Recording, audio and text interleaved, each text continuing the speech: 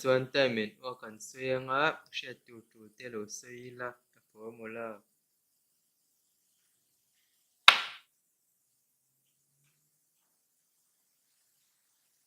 efficiency hi in kan represent nga total work divided by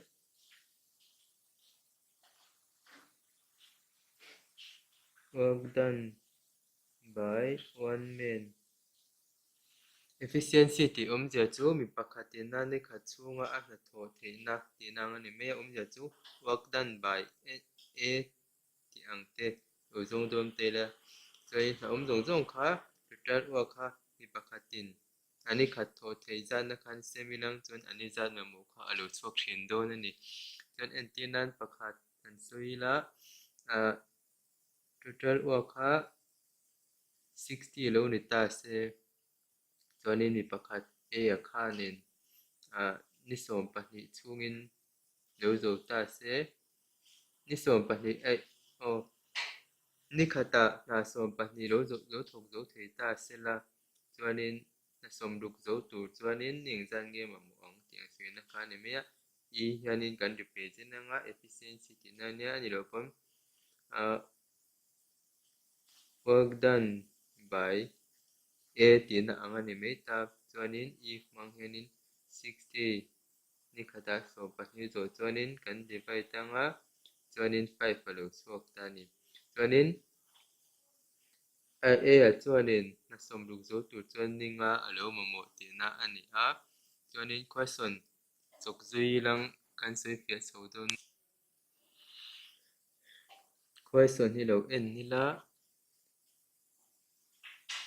a chuanin ni som chungin na complete ta b in ni som panga a complete ta an pahnih in thok dum ta se ingzat tangen zo ang ti ni chuanin kan chawdan tur chu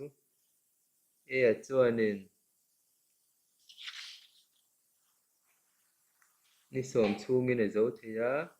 b am ni som panga a zo ve thei thung ta ni ti chuanin total work kan hriat anga ya total work zamdan tur chu emite pahnih 10 le 15 LCM hi total work tur chu ni mai 15 le 10 in na an sem kop thei number te thei ber kha LCM tur chu ne chu 30 lo ni ta ni 30 hi total work na zong zong ti na ni chu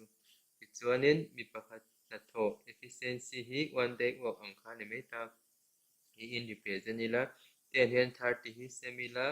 10 3r nia 15 in 2 lo ni bok ta ni ti chuanin a chuanin ni khata a chuanin na som kha ni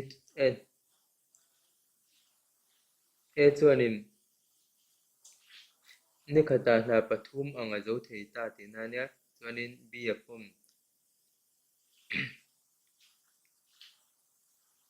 b an ni som panga chung khanin na pahnih a thok thei ti na nia a pukha ni som chungin na om zong zong pathum a thok ti na nia na zong zong kha som thum ti na nia total work kha chuanin a le b te a thaw chu ente pahnih kan belanga 2 le 3 hi chuanin 5 hi alo chhuak ta ni hei hi a le b a te na zong zong an pahnih a ni khat chunga an thaw thei kha na panga ti na nia chuanin a le b te hianin na zong zong hi ni ingzat ang nge an zo thiang how many days the total work will be finished atia na zong zong hi a le b ten an zo thei hun tur zong tur chuanin total work by an mani pahnih in na an ni khat nak in kan semanga 2 to 5 ania 5 in 10 chuanin 10 days alo nia a le b te chuanin ni som chungim na som thum an thok thei tin na alo ni ta ni Question number 2 question hi lo en ni la p and q te chuanin na kha ni ruka an zowa chuanin p chuanin ama in ni sawma a zowa chuanin q hianin ama in hna chu ning zata nge a zo ang kin ta question chu chuanin p le q khanin hna chu ni ruk chungin an zowa chuan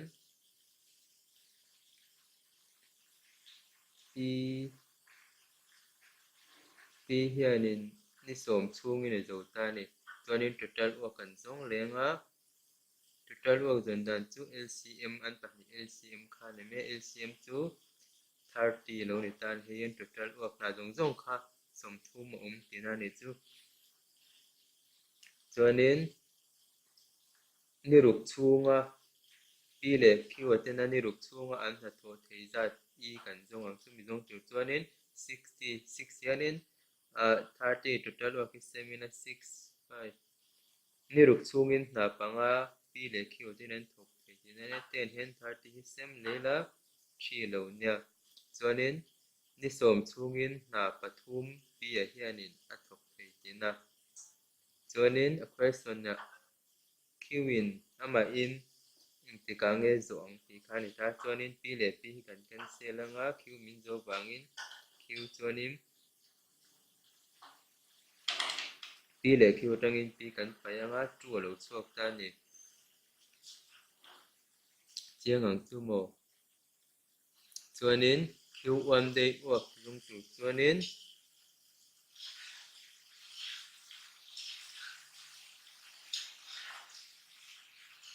efficiency of q chiming of e q zung chu chuanin formula kam ni ya total work ania chuanin q kan hmu chhuat chu 2 lo ni to a chuanin hei 15 chuanin hna chu q a chuanin ni sawm panga chhungin a thawk ve a zo thei dawm tina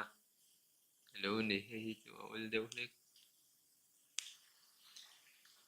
question number 3 en leila a khan a chuanin hna chan ve kha ni sarih chhungin a zowa chuanin b chuanin hmun thuma then hmun khat kha ni sawm pali chhungin a zowa c an 20% of the remaining work na labang za som ni kha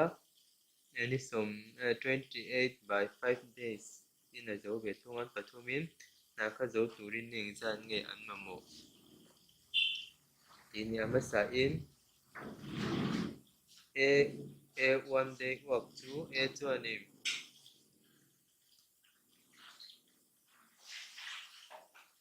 ni chan ve chungin na pasari a zo thei tina ne b chuanin 1 by 3 yun thuma then hmun khat khan ni som pali chungin a zowa chuanin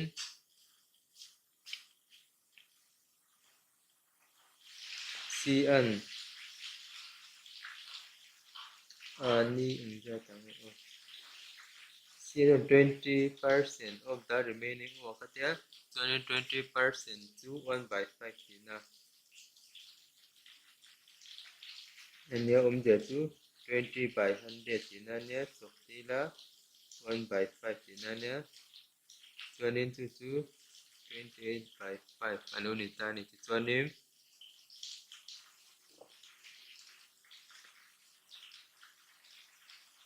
a a chuanin hei hi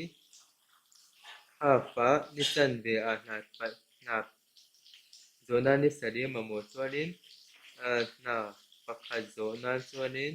ni sawm pali alo mamo dawn tina nia multiply ila 3 le 14 hi multiply bawkela 42 chuanin hei hi 28 alo nia 5 len ka multiply ila 5 le 5 hian cancel anga chuanin 28 hi alo le chuang dawn ta tina ni chu awmzia chu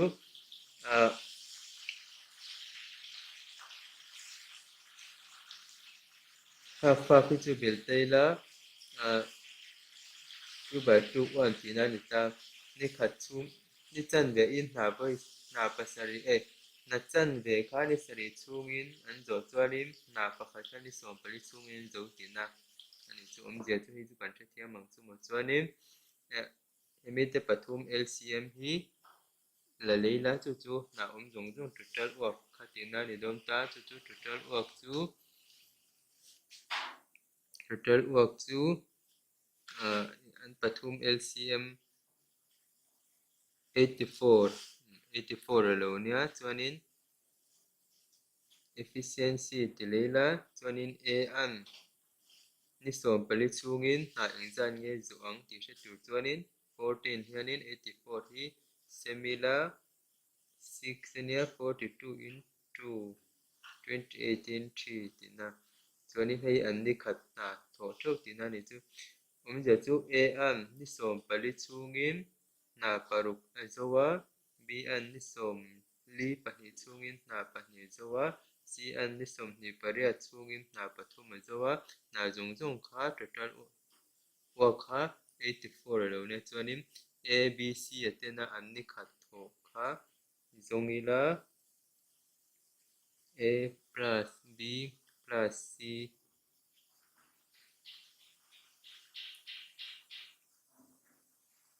hemi te pathum vel 6 to 11 a le b le c ate chuanin ni khata na som pakhat an thok zo tina ani chu ti chuanin a hna somriat pali kha thok zo tur kham ni engzan nge an mamo ti khamin zona ni ta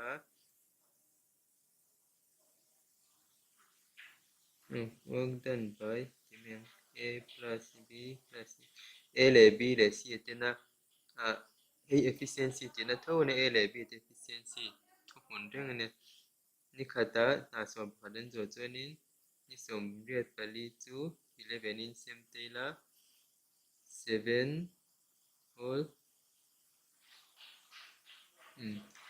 day sen mo na som riat pali zo tur chuanin ni sari le kem an mamo tina ni chu hi answer question number 4 ra question hi lo en leila a le b ten ni som hi a hnan zowa b le c ten ni som pang an zowa c le a ten ni som pahnen zowa chuanin an pathumin ning zat nge na kha an zawng thil hara ni lowa hei pawh hi a le b ten ni som hnih chhungin an zowa b le c ten ni som panga chhungin an zowa c le a an ni som pahnih chhungin an zo ta a chuan total work kan hri leh pawtang total work chu hemi te pathum LCM kha ni mai a an siam kawp phei number te thei ber chu somhnih somli somru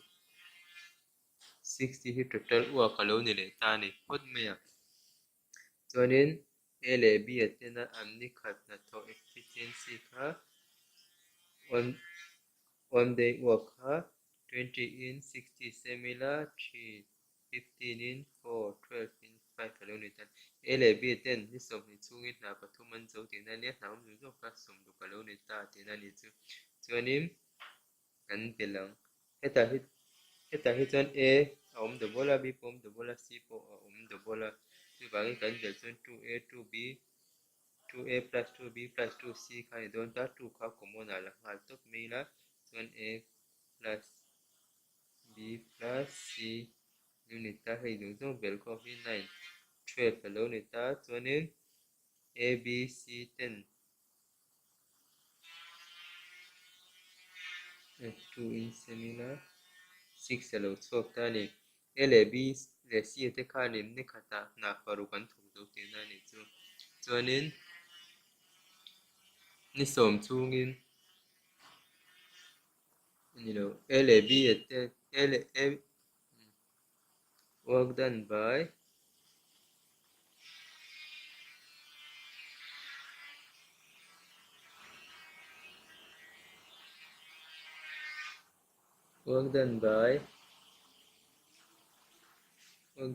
nge a plus b plus c an ni khat na kha paruk ani ta chuanin ni som ruk là sum lục ha nhưng ra ta em giống thì giống chữ cho nên anh ấy khát là thua tay cần xem bằng 6 in 10 days na cho nên A là B C tiếp ăn pathum hianin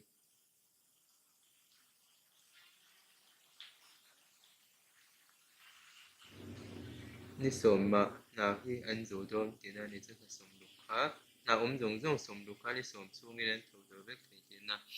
chuanin ai question pakhat a top na berata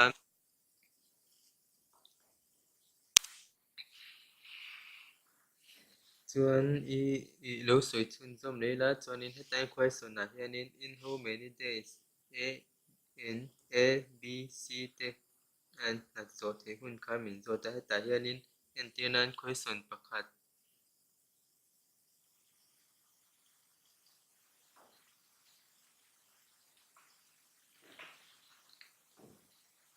lo en ni la en tianin en tin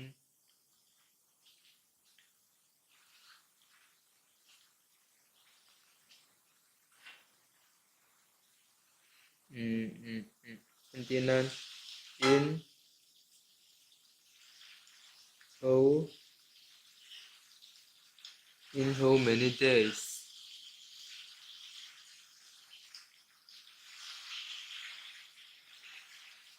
a can do it tiro tu ta se chuanin a hian ama zo turin ning zan nge mamu ang ti tin ta se an pathum a b c te na tho kan che to a